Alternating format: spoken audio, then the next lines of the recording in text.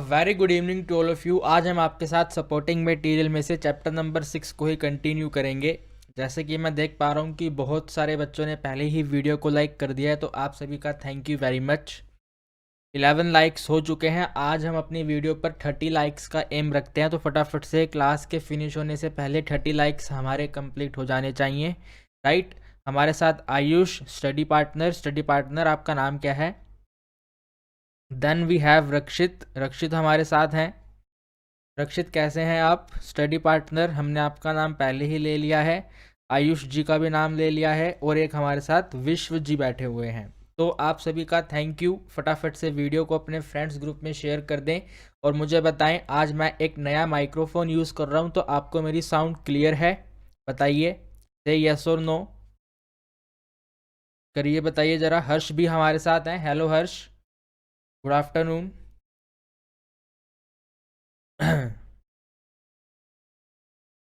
Sound एकदम clear है, very good very good. ये है, मैं एक गूसनेक माइक्रोफोन यूज़ कर रहा हूँ, बहुत ही शानदार माइक है। इसको हमने आउट ऑफ इंडिया से मंगवाया है।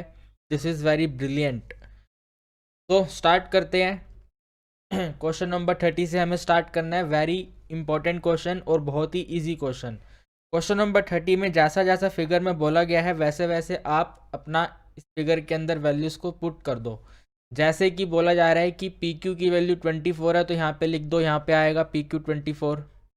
फिर बोला गया है जो क्यू आर है वो 26 है, तो क्यू आर की जगह पे लिख दो 26। फिर है पी ए आर 90 डिग्री, तो पी ए आर देखो यहाँ पे रेक्टेंगल बना हुआ है, इसका मतलब 90 डिग्री, ठीक है। फिर है अपने पास पी ए की वैल्यू 6 सेंटीमीटर, तो यहाँ पे आएगा पी ए की जगह पे 6 सेंटीमीटर। फिर है ए आर की जगह 8 सेंटीमीटर, तो यहाँ पे आएगा 8 सेंटीमीटर। तो हमें बताना है एंगल क्यू पी आर की वैल्यू क्या है। तो हमें इस क्वेश्चन को करने के लिए, वैसे तो हमें पिक्चर से क्लियर है कि angle Q P R 90 degree है। क्या आपको इतनी बात समझ आती है? अगर हम इसी डायग्राम के अकॉर्डिंग बात करें तो ये वाला जो एंगल पी है, इस एंगल पी का आंसर लास्ट में जाके आना चाहिए 90 डिग्री से। यस और नो एवरीबडी?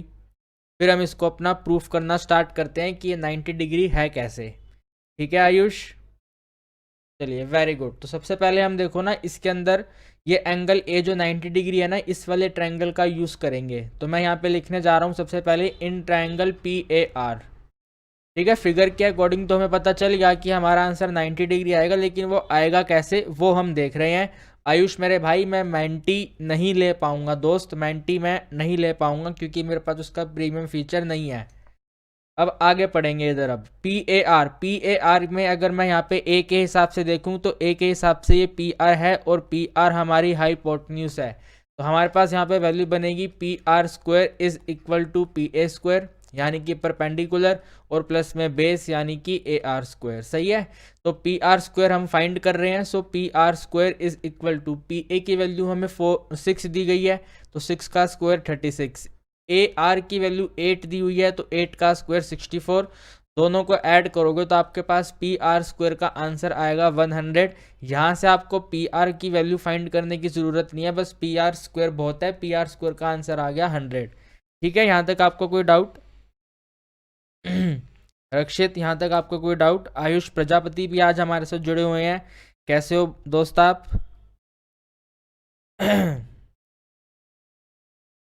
चलो, अगर उतने में ही मज़ा आएगा तो फिर हम कल से लेंगे, ठीक है। कल से क्वेश्चन बनाएंगे, कल से लेंगे। अभी तो मैंने क्वेश्चन नहीं बना रखे, ठीक है। अब आगे बढ़ते हैं। देखो, हमें एक साइड दे रखी है पी क्यू और एक साइड दे रखी है पी आर। तो हम यहाँ पे लिख देते हैं पी क्यू। हमें पी क्यू की वैल्यू दी हुई है 24, और फिर यहाँ पे फाइंड करेंगे पी क्यू का स्क्वायर, यानी कि 24 का स्क्वायर आपको पता होना चाहिए। 24 का स्क्वायर हमारे पास होता है 576, ठीक है।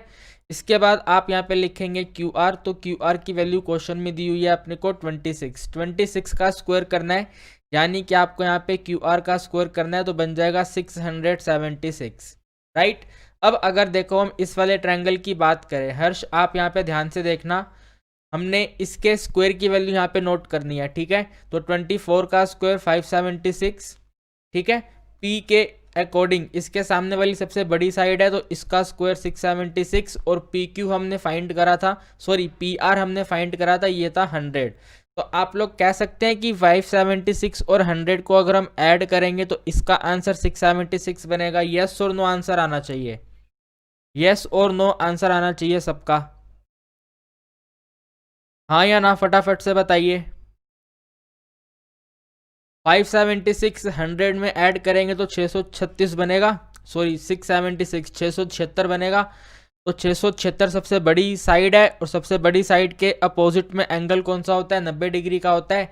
तो हम यहाँ पर इसको इस तरह से लिखेंगे एज, अगर हम ऐड करें पी क्यू स्क्वायर में पी आर स्क्वायर, ठीक है, यानी कि 576 में 100, तो इसका आंसर बनेगा 676। 676 यानी कि क्यू आर का स्क्वायर। तो हमने अब इसके अंदर रिवर्स यूज करना है पाइथागोरस का, तो यहाँ पे लिख देंगे 100 angle P is equal to 90 degree, और यही हमें बताना था कि एंगल P है कितना, तो एंगल P है 90 डिग्री। बेटा मेंटी लेंगे आपका कल डेफिनेटली पक्का, ओके ठीक है। आगे बढ़ते हैं 31 क्वेश्चन, बीपीटी थ्योरम का क्वेश्चन है। अब कैसे पता चला बीपीटी थ्योरम का है, तो आप यहाँ पे देखो आपको पैरेलल लाइंस दे रखी हैं, डीई और एसी पैरेलल हैं। These two lines are parallel, तो हमें इन दो पैरेलल लाइंस का यूज करना है और अपने क्वेश्चन को प्रूफ करना है, ठीक है। तो हम यहाँ पर सबसे पहले लिखेंगे, सबसे पहले हमें दिया हुआ था डीई जो है वो पैरेलल है एसी के, डीई पैरेलल एसी। अब आपको चेक करना है डीई पैरेलल एसी का ट्रायंगल कौन सा है। तो डीई पैरेलल एसी जरा यहाँ पे ध्यान से देखो, ये वाला है, डीई वाली साइड ये है और एसी वाली साइड ये है, दीज टू साइड्स। तो आपको इस वाले ट्रायंगल को कंसीडर करना है। मैं यहाँ पे दोबारा से फिगर बनाता हूँ, ये अपने को एसी दी हुई है, एसी के बाद ये ए बी है और ये पूरा ट्रायंगल ए बी सी है, और इस तरह से यहाँ पे ये डी ई है। आप लोग फटाफट चैट बॉक्स में बताएं कि बीपीटी थ्योरम के अकॉर्डिंग इस ट्रायंगल से हम क्या स्टेटमेंट यहाँ पे नोट कर सकते हैं। फटाफट एवरीबडी सभी आंसर देंगे। हलवा क्वेश्चन, वेरी गुड, हलवा है, हलवा है, लेकिन आप बताइए हलवे को खाने के लिए पहले आप मुझे बताइए फटाफट से। रक्षित अभी हम दूसरे चैनल पे थे ना, तो उस पर तुमने करा होगा। देखो हम यहाँ पे इसको क्या लिख सकते हैं, वी कैन राइट इसको AD, AD divided by DB या फिर BD is equal to CE या फिर ईसी डिवाइडेड बाय ईबी, ठीक है। यह आ गई अपनी इक्वेशन नंबर 1। यहाँ पे छोटी सी लाइन मार्क करेंगे, और आप ना पेपर में जब क्वेश्चन करें तो इस तरह से अलग सी फिगर बना लिया करो, ठीक है।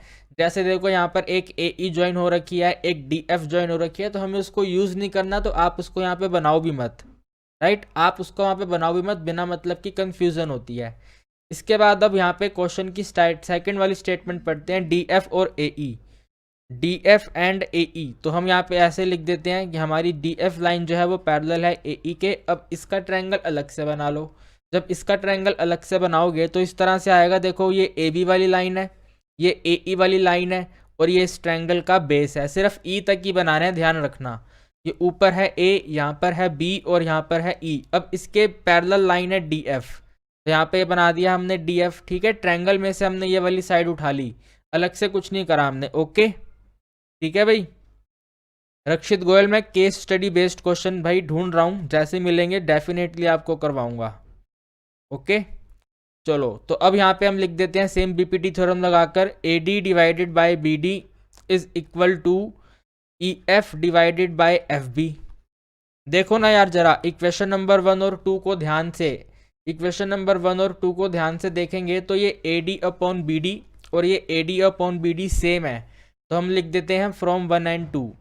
रक्षित लिख सकते हैं ना ऐसा, फटाफट से आंसर बताओ। From 1 and 2 A D B D cancel हो जाएंगे, अपने पास वैल्यू आ जाएगी E C divided by E B is equal to E F divided by F B. यही तो हमें प्रूफ करना था। आप यहाँ पे देखो E F upon B F equal है ई सी अपॉन बी ई के, तो वो हमने यहाँ पे प्रूफ कर दिया। बस हमारा जो नाम है वो थोड़ा अलग आ रखा है, लेकिन हमें प्रूफ यही करना है। आयुष कश्यप भाई ये बहुत गलत है यार, इतने ज़्यादा स्पैमिंग मत करो यहाँ पर। हाँ आयुष आपने देखा था, भेजा था मैंने, चेक कर लिया वो, लेकिन भाई प्लीज़ इतना स्पैम मत करो यार, ठीक है। चलो आगे बढ़ेंगे। आप सबका क्वेश्चन हो गया होगा, स्क्रीनशॉट अपने हिसाब से ले लेना आप लोग। 32 question, very basic question. 32 is the very basic question. किस किस को आता है 32 क्वेश्चन, फटाफट से बताएं। आयुष भाई भेज दो, अगर आपके पास है तो मैं करवा दूंगा, ठीक है। आप अपना सोर्स भेज दो, जो भी है मैं चेक कर लूँगा। तो 32 क्वेश्चन कहता है ट्रायंगल ए बी सी है, जहाँ पर ए डी और बी सी परपेंडिकुलर है। हमें एक ट्रायंगल बनाना है ए बी सी, तो हम किस तरह से बनाएं, यहाँ पे बनाते हैं this is the triangle ABC। अब इस ट्रायंगल ABC में AD और BC पैरेलल हैं, तो A पॉइंट ऊपर रख देते हैं, ठीक है। दिस इज द ABC और ये AD के ऊपर हमने ये परपेंडिकुलर लाइन बनाई, परपेंडिकुलर यानी कि 90 डिग्री, ये आ गया पॉइंट D। क्वेश्चन कह रहा है जो AD का स्क्वायर है, क्वेश्चन के अकॉर्डिंग हमें दिया हुआ है जो AD स्क्वायर है वो BD, देखो जरा ध्यान से, BD मल्टीप्लाई बाय CD के इक्वल है। अच्छा जी, AD का स्क्वायर यानी कि अगर मैं इसका स्क्वायर करूंगा तो ये this one BD multiply by CD के इक्वल है, तो हमें प्रूफ करना है ABC एक 90 डिग्री का एंगल है। तो थोड़ा सोचना पड़ेगा इस क्वेश्चन को करने के लिए। अगर हमारे पास AD का स्क्वायर है, सोचिए जी बेटा, आप भी सोचिए, हम भी सोच रहे हैं। आयुष, विश्व, भविन, सोचिए जरा इस क्वेश्चन का सॉल्यूशन। अगर अपने को AD square BD into CD दिया हुआ है और हमें गिवन है AD इस परपेंडिकुलर टू BC,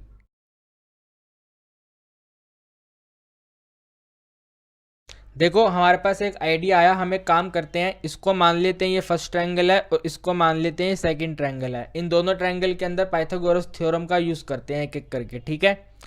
मैं यहाँ पे लिख रहा हूँ फर्स्ट यानी कि फर्स्ट वाले ट्रायंगल में पाइथागोरस थ्योरम अप्लाई कर रहे हैं। तो एंगल D के अपोजिट में साइड है AB, तो आप लिख सकते हैं AB का स्क्वायर इक्वल है AD स्क्वायर। यहाँ पे ध्यान से देखो, AB का स्क्वायर इक्वल है AD स्क्वायर प्लस में BD स्क्वायर के, ठीक है। ये है अपनी इक्वेशन नंबर 1।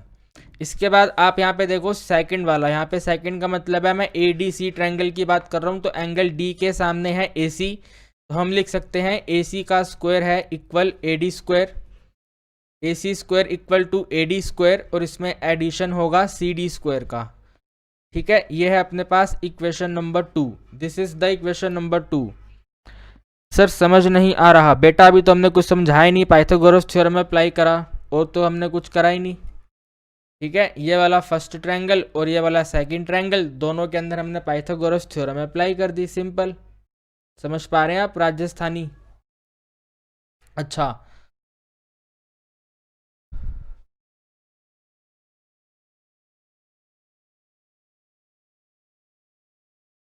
इसके बाद देखो हम एक काम करते हैं, इन दो इक्वेशंस को ऐड कर देते हैं, ऐड फर्स्ट एंड सेकंड, ठीक है।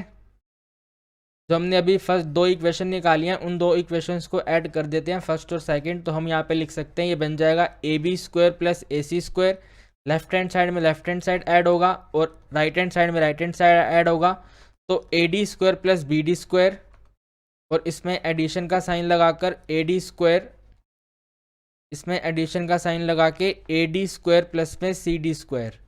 यहाँ पे देखो ये भी AD स्क्वायर है, ये भी AD स्क्वायर है, AD स्क्वायर अपने पास वैल्यू बना देगा 2AD स्क्वायर, 2AD स्क्वायर में ऐड करेंगे BD स्क्वायर और उसमें ऐड करेंगे CD स्क्वायर। बेटा देखो यहाँ पे क्वेश्चन ध्यान से देखो, AD स्क्वायर की जगह पे लिख देंगे ये वाली value BD multiply by CD, तो 2 इंटू में BD इंटू में CD, इसमें ऐड करेंगे BD स्क्वायर और उसमें ऐड करेंगे CD स्क्वायर। अब आप मुझे इस बात का आंसर बताओ, क्या आप जानते हैं A प्लस बी का स्क्वायर हमारे पास होता है A square plus B square plus 2AB? Come on everyone फटाफट, A square plus B square plus 2AB, yes और नो, फटाफट से बताइए, है ना, होता है ये हमारे पास,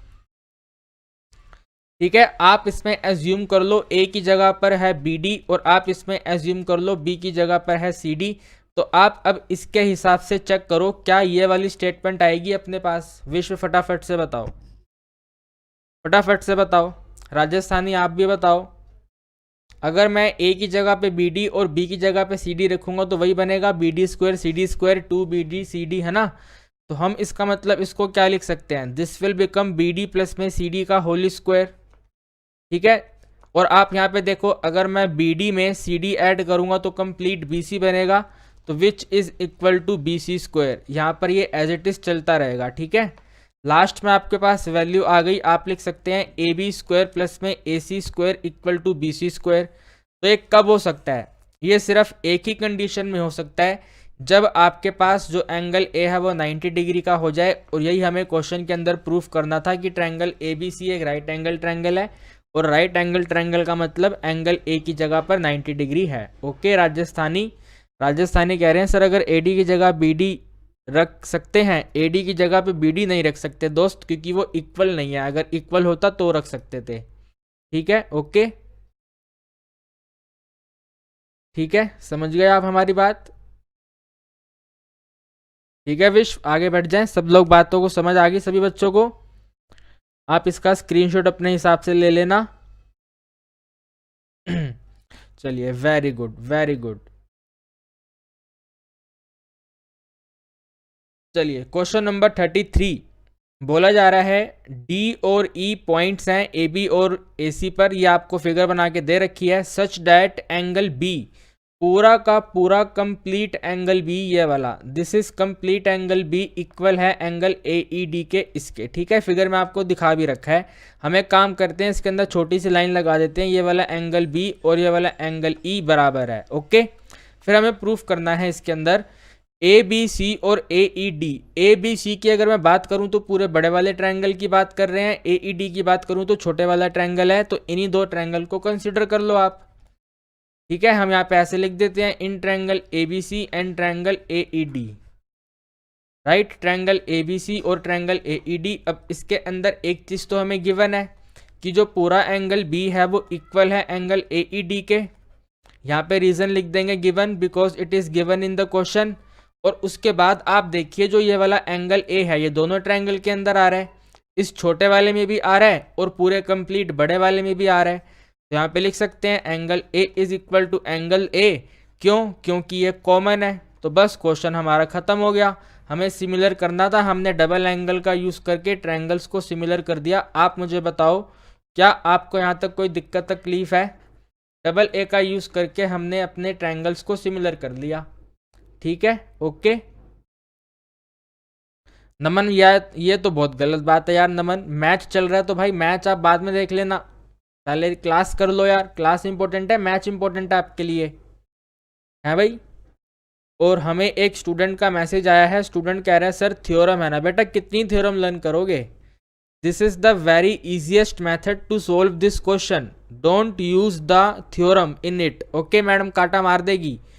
3 नंबर का क्वेश्चन आएगा, उसमें तुम लिख के आओगे bye theorem 6 point dash dash, तो गलत हो जाएगा वो सारा मामला। समझ रहे हो आप मेरी बात Ayush? Don't use the theorem in this question. ठीक है, और ये वाला क्वेश्चन तो है ही एकदम छोटा, 2 नंबर का क्वेश्चन है। ओके, आगे बढ़ जाएं अब। Hello Chirag, now we have the question number 34। Question number 34, आज तक आपने बस यही देखा था कि आपको एक ट्रेपीजियम को पहले सिमिलर करना पड़ता था, ट्रेपीजियम में से 2 ट्रायंगल्स को सिमिलर करना पड़ेगा हमें।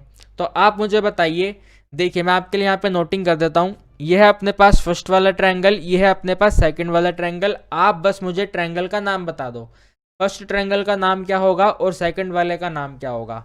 ठीक है, हम इसके अंदर सिमिलैरिटी कंसेप्ट लगाएंगे। तो फर्स्ट ट्रायंगल की जगह पर लिखेंगे C O D, in triangle C O D, और सेकंड वाले ट्रायंगल की जगह पर हम यहाँ पे लिखेंगे ए ओ बी। ओके, फिर हम यहाँ पे देखो नामकरण कर देते हैं, यहाँ पे लिख देते हैं 1 और ऊपर की तरफ लिख देते हैं 2। अपनी कॉपी में नोट कर लेना अच्छे से। ठीक है, एंगल ए ओ बी पे हमने 1 लिखा है, सी ओ डी में 2 लिखा है, तो हम लिख सकते हैं angle 2 is equal to angle 1, क्योंकि ये ऑल्टरनेट एंगल है। ए का मतलब ऑल्टरनेट एंगल। ठीक है, आप ये बात समझ पा रहे हैं, ए का मतलब ऑल्टरनेट एंगल। ठीक है, फिर हम यहाँ पे लिख देते हैं ये वाला है एंगल 3 और ये ऊपर है एंगल 4, तो सी ओ डी के अंदर 4 है तो यहाँ पे लिखेंगे एंगल 4, और ए ओ बी के अंदर 3 है तो यहाँ पे एंगल 3, ये भी आएगा ऑल्टरनेट एंगल। तो बस 2 एंगल चाहिए होते हैं ट्रायंगल को सिमिलर करने के लिए, वो हमारे हो गए। तो ट्रायंगल सी ओ डी हमारा सिमिलर हो गया है ट्रायंगल ए ओ बी के, और ये हुआ कैसे है? Bye angle angle. देख रहे हो कितना आसान क्वेश्चन है, लेकिन पेपर में 3 नंबर का आएगा। ठीक है, ओके। VOA भी लिख सकते हैं विश्व, वेरी गुड, VOA का भी यूज कर सकते हैं। अब इसके बाद हम यहाँ पे लिखेंगे सिमिलैरिटी क्राइटेरिया का यूज करते हुए इनकी साइड्स की रेशियो बराबर है। तो ट्रायंगल COD में से यहाँ पे लिखेंगे CO और उधर से लिखेंगे OA, और ट्रायंगल COD में से लिखेंगे OD और इसके अपोजिट से लिखेंगे OB और इसका रीजन लिखेंगे सिमिलैरिटी क्राइटेरिया। आप यहाँ पे पूरा लिख देना है SIM यानी कि सिमिलैरिटी और CRI यानी कि क्राइटेरिया। ठीक है, अब जैसे जैसे क्वेश्चन में वैल्यू दी हुई है वो पुट कर दो। CO की जगह पे हमें बोला हुआ है 5x - 3 तो यहाँ पे आएगा 5x - 3। AO की जगह पर हमें बोला जा रहा है 3x - 1 तो यहाँ पे लिखेंगे 3x - 1। OD की जगह पर हमें दिया गया है 6x - 5 एंड OB की जगह पे दिया गया है 2x + 1। अब मैं एक बार चाहूँगा आप सब इस वाली स्टेटमेंट को अच्छे से देखें और मुझे बताइए कोई डाउट है। जो भी हमारे साथ जुड़े हुए हैं सभी बच्चे बताएं क्या आपको यहाँ तक कोई डाउट है, कोई दिक्कत तकलीफ है आपको यहाँ तक, बताइए यस और नो। जस्ट हमने वैल्यूज को सब्स्टिट्यूट करा, हाँ या ना लिख के बताएंगे सभी बच्चे फटाफट।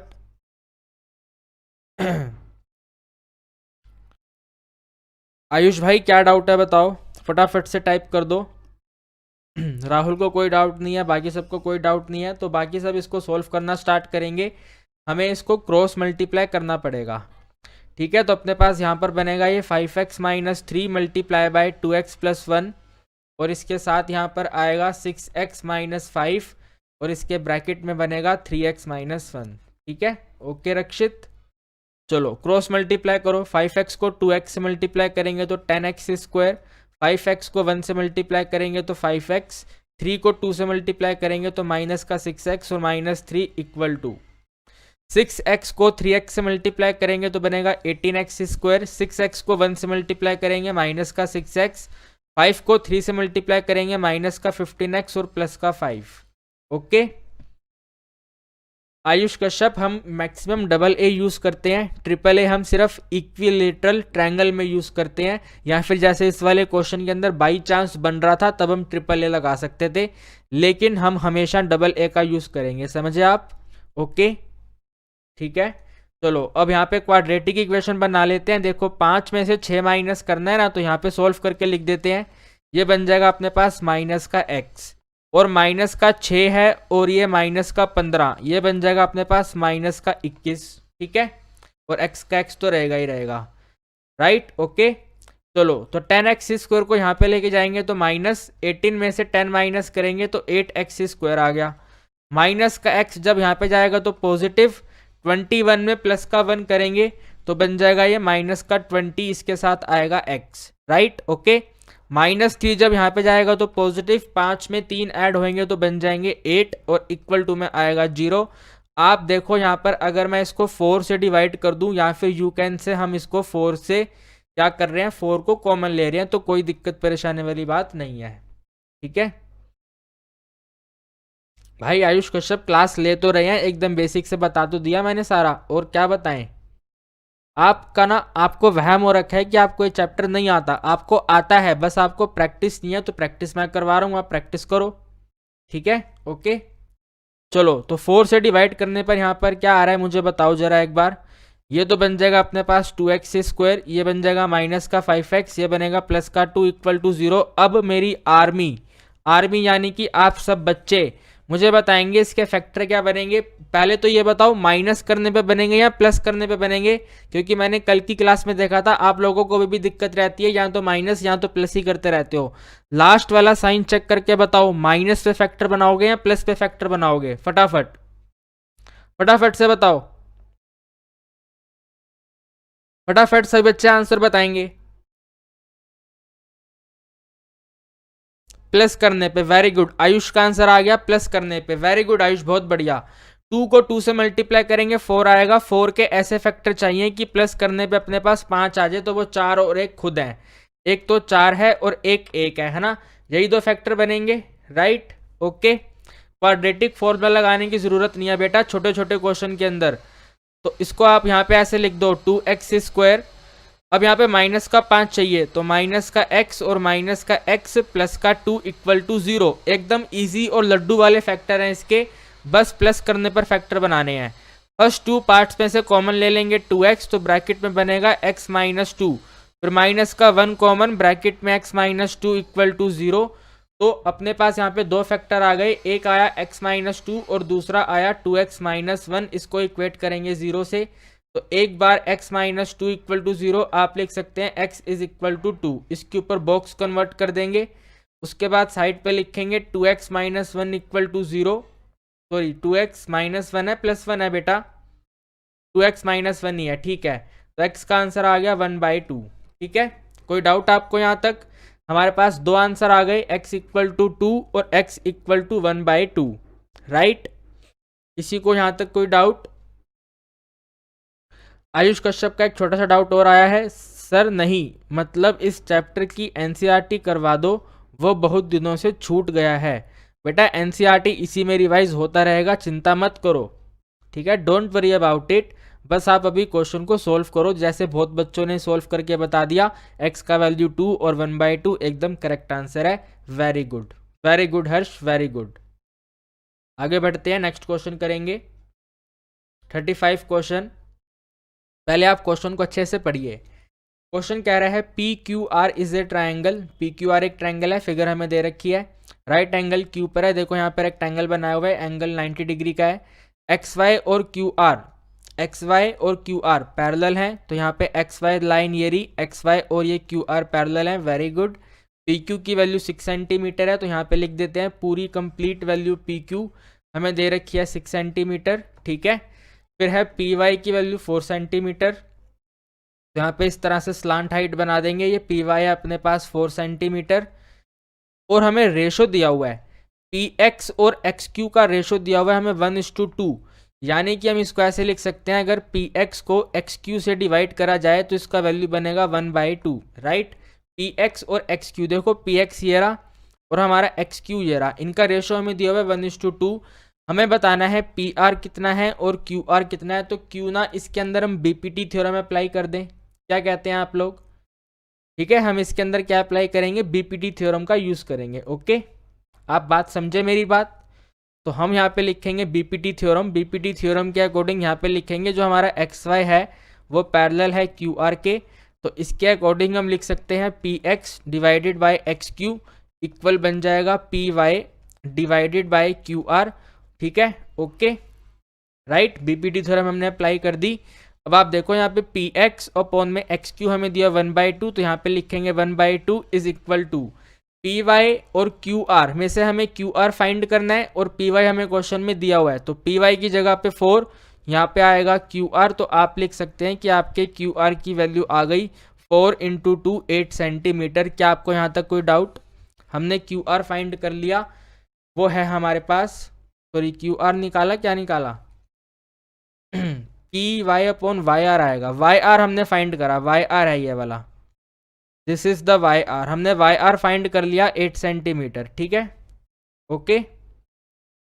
अजीब नहीं है बेटा, इजी क्वेश्चन है। हमने वाई आर फाइंड कर लिया है 8 सेंटीमीटर इस रेशो का यूज करके जो हमें क्वेश्चन में दिया हुआ था, ओके, राइट। अब क्वेश्चन कह रहा है कि पी आर बताओ, तो आप लिख सकते हैं ना कि पी आर की वैल्यू जो है वो पी वाई प्लस में वाई आर बनेगी। तो पी वाई की अगर मैं बात करूं तो 4 है और वाई आर 8 है, दोनों को ऐड करेंगे तो 12 आंसर आ जाएगा, 12 सेंटीमीटर। से यस और नो? अरे बताओ हाँ या ना, एकदम सही बात है ना विश्व, वेरी गुड। अब हमें बताना है क्यू आर का आंसर कितना है, क्यू आर की वैल्यू कितनी है। तो देखो क्यू आर की वैल्यू की जो रेशियो है वो भी क्यू आर की वैल्यू, तो हमें क्या करें क्यू आर की वैल्यू फाइंड करने के लिए, एक काम करते हैं, क्यू आर की वैल्यू फाइंड करने के लिए हम यहाँ पे ऐसा लिखते हैं, अगर हम साइड पी एक्स को डिवाइड करेंगे साइड पी क्यू से, पी एक्स छोटा ट्रायंगल पी क्यू बड़ा ट्रायंगल, तो इसका रेशो बराबर रहेगा साइड एक्स वाई छोटा ट्रायंगल और बड़े वाले ट्रायंगल का साइड है क्यू आर, ठीक है। या फिर हम इसको इस तरह से भी लिख सकते हैं, छोटे वाले ट्रायंगल में से पी वाई और बड़े वाले ट्रायंगल में से पी आर। क्या आप ये स्टेटमेंट समझ पाए? ऊपर मैंने छोटे वाले ट्रायंगल की साइड लिखी हुई है और डिनोमिनेटर में बड़े वाले ट्रायंगल की साइड लिखी हुई है, हाँ या ना में आंसर देंगे सभी बच्चे, यस और नो। पाइथागोरस थ्योरम अप्लाई हो जाएगी क्या? अपने पास पी क्यू की वैल्यू है 6, पी आर की वैल्यू है 12, हाँ पाइथागोरस भी लग जाएगी, पाइथागोरस भी लगा सकते हैं, yes we can use the Pythagoras theorem also. छोड़ो आप ये वाला कंसेप्ट छोड़ो, पाइथागोरस लगा देते हैं, ठीक है, मैं एक बार यहाँ पे इरेजिंग करके सारी वैल्यूज पुट कर देता हूँ। पूरा का पूरा PQ6 है, पूरा का पूरा PR हमने फाइंड कर लिया है 12 सेंटीमीटर का, और इसके बेस में QR वो हम पाइथागोरस लगा देते हैं। तो हम लिख सकते हैं जो QR का स्क्वायर है वो 12 का स्क्वायर माइनस में 6 के स्क्वायर के बराबर है, यानी कि जो QR का स्क्वायर है वो 12 का स्क्वायर 144 माइनस में 36 के बराबर है। अब इसको जरा माइनस करें, कितना आएगा? QR is equal to square root of 14 में से 6 माइनस करेंगे तो 8, और 13 में से 3 माइनस करेंगे तो 1, 13 में से 3 माइनस करेंगे 0। तो ये आंसर आ रहा है। ठीक है, यही आंसर आ रहा है हमारा। ओके हर्ष, आप बात समझ पाए?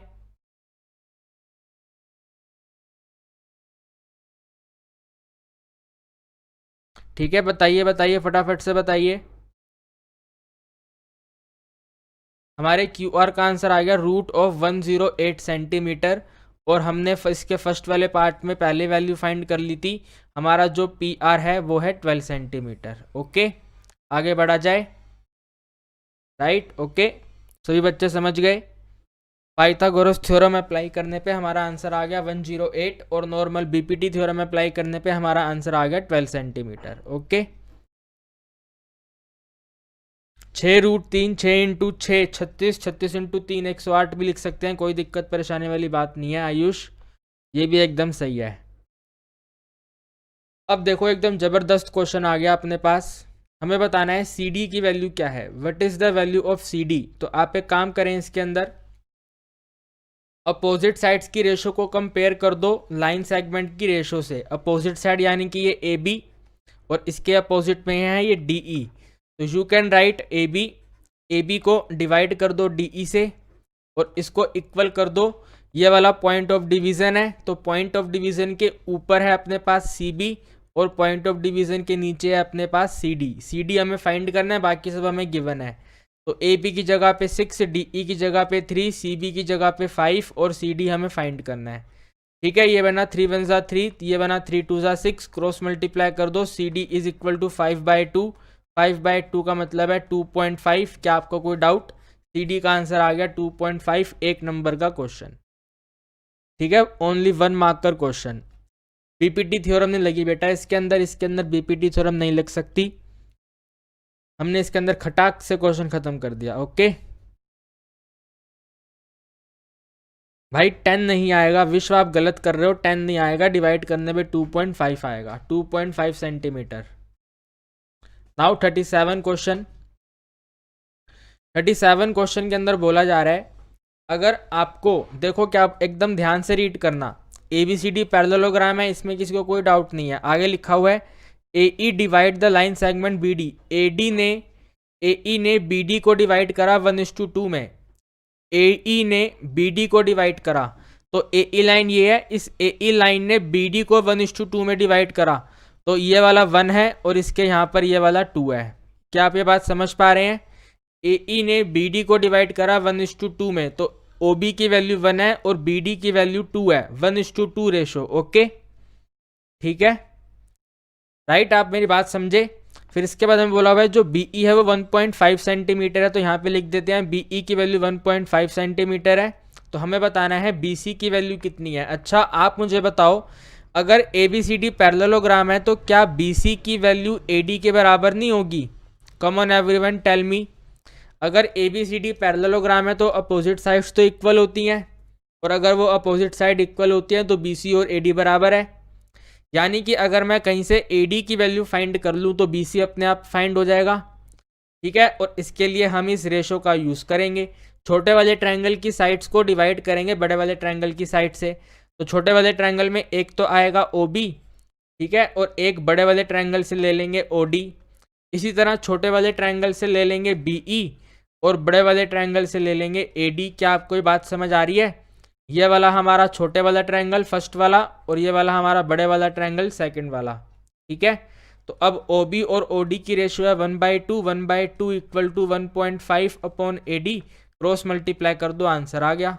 You can write AD is equal to 3 centimetre, और AD को रिप्लेस कर दो BC से, तो हमारे पास बी सी की वैल्यू आ गई 3 सेंटीमीटर। बताओ कोई डाउट आपको? B C is equal to 3 centimetre. Everyone tell me, कोई डाउट आपको? हाँ या ना, फटाफट से आंसर बताएंगे सब। यस और नो? वेरी गुड, विश्व का आंसर आ गया। विश्व वेरी गुड, बहुत बढ़िया, very very good. Now we have the 38 question. मुझे लग रहा है कि आपके एनसीईआरटी का क्वेश्चन है, लेकिन फिलहाल करते हैं इसको थोड़ा स्पीड से करेंगे फटाफट से, ठीक है? तो फिगर आपको दिखाई दे रही है। क्वेश्चन बोल रहा है कि ओ डी सी और ओ बी ए सिमिलर है। अच्छा, सिमिलर है तो इसका मतलब इनके कोरोस्पोंडिंग एंगल बराबर है। उसके बाद बी ओ सी की वैल्यू 115 दे रखी है, हम यहाँ पे देख पा रहे हैं बी ओ सी की वैल्यू 115 है। और उसके बाद सी डी ओ की वैल्यू 70 है, यहाँ पे देख पा रहे हैं ये वाला 70 डिग्री एंगल है। हमें बताना है डी ओ सी कितना है। तो देखो, आप जानते हैं कि हम यहाँ पर लीनियर पेयर का यूज़ करके ये डी ओ सी फाइंड कर सकते हैं।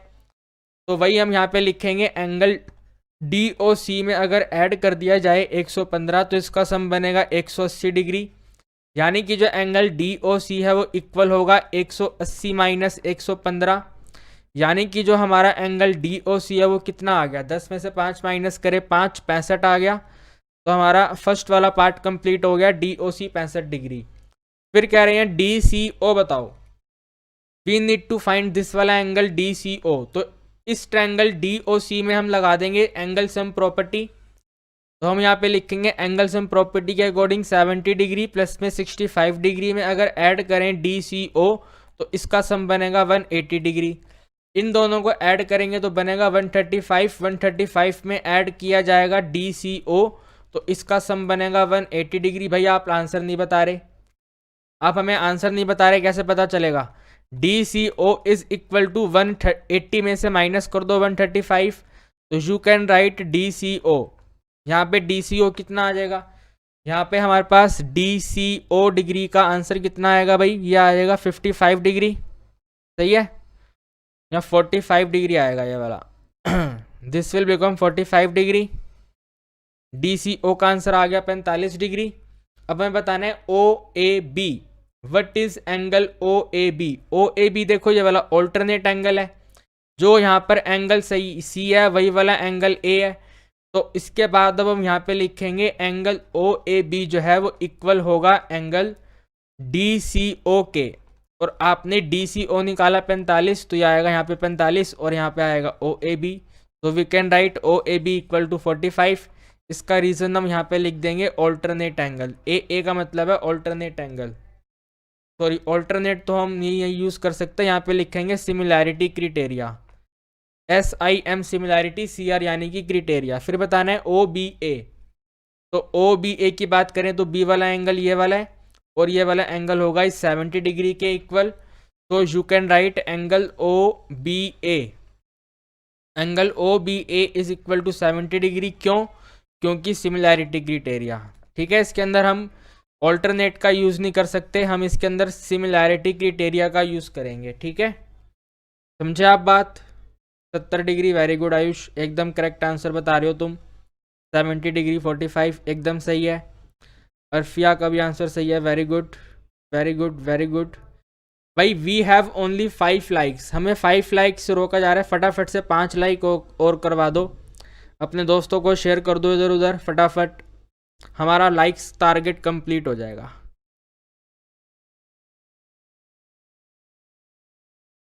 अर्फिया भाई क्या कहना चाहते हो? तुमसे पहले हमने क्वेश्चन सॉल्व कर लिया था। Now we have the 39 question. हमें दो इक्विलेटरल ट्रायंगल के पेरीमीटर दिया हुआ है 144 और 96। हमें बताना है इनके एरिया का रेशो क्या होगा। तो आप एक काम करें ना, ABC के पेरीमीटर को मान लें P1 और PQR के पेरीमीटर को मान लें P2। इनका रेशो फाइंड कर लें। ये बन जाएगा 144 अपॉन में 96, दोनों के दोनों 12 के टेबल से कट हो रहे हैं तो 12 12 जा और 12 8 जा। इसके बाद हम इसको 4 के टेबल से कट कर देते हैं तो 4 3 जा और 4 2 जा, ठीक है? पेरीमीटर का रेशियो जो होता है वो साइड के रेशियो के बराबर होता है। तो ये आ गया S1 upon S2। S1 upon S2 की रेशो आ गई 3:2। हमें चाहिए एरिया की रेशो। तो एरिया की रेशो के लिए हम यहाँ पे लिखेंगे A1 upon A2। A1 upon A2 equal to S1 upon में S2 का स्क्वायर। तो बस आपको 3:2 का स्क्वायर करना है। 3 का स्क्वायर 9 और 2 का स्क्वायर 4, तो हमारा रेशो बन गया 9:4। बताओ कोई डाउट आपको? 9:4 इज करेक्ट आंसर। शिट्टी गेमिंग, 9:4 इज करेक्ट आंसर, है ना। विश्व जी 3:2 इसकी साइड्स की रेशो है, एरिया की रेशो के लिए स्क्वायर करना पड़ेगा, तो 9:4 इज करेक्ट। ओके, आप हमारी बात समझे। ओनली 2 मोर लाइक्स, फटाफट कर दीजिए 2 मोर लाइक्स। या गलत आंसर है, 3:2 गलत है, 9:4 होगा।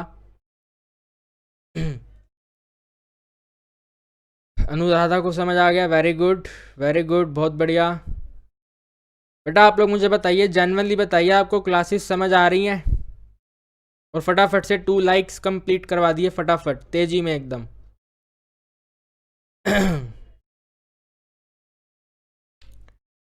ठीक है जी, तो आज हमारा चैप्टर नंबर 6 कंप्लीट हो ही जाएगा।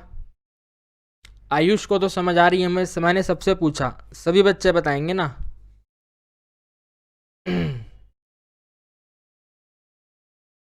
अंशु जी, अंशु भी जुड़े हुए हैं। अंशु तुम पहले आई नहीं यार, अंशु भंडारी भी है हमारे साथ।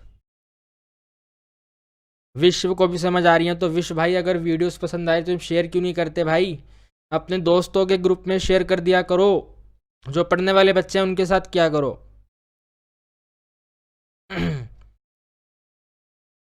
अच्छा ठीक है, पैरीमीटर का रेशो तो एकदम सही है, 3:2। हमें एरिया का बताना था, वो बनेगा 9:4। तो आप सभी का थैंक यू वेरी मच हमारे सेशन में जुड़ने के लिए।